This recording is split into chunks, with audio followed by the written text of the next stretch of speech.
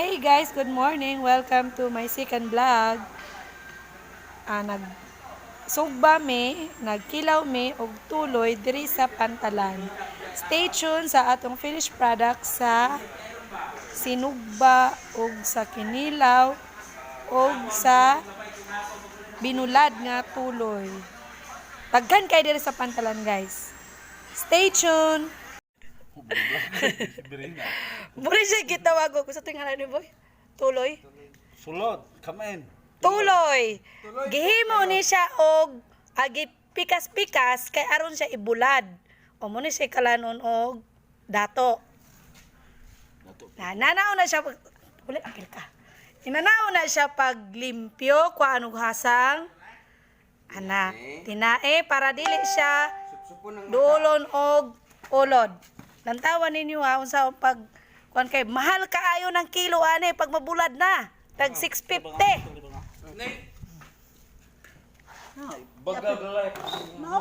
Lami anak kidagko. Buang na tagoy ka to ka Oh, dagko kayo ng amuang tuloy. Plus, asa na tong kinilaw na to, anay? Ikatulong resipe. Kani siya para sugba. Sa mga kuan siya, mga dinakpan. Ini para kinilaw para sa mga busing ni, busing. Butangan og kamates, luya, sibuyas og ang native nga suka, tuba. With matching sibuyas dahunan. Di nato ipakita ang ato ang mga master chef ani kay bawal. Bawal. Si Chef Ambalong kuno siya. Okay? So, watch up guys for the second segment sa magkaunaw niya mi anak ha.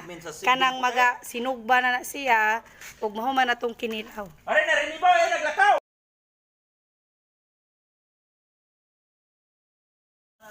Oh, sinugbang tuloy nangambak sa Pantalan.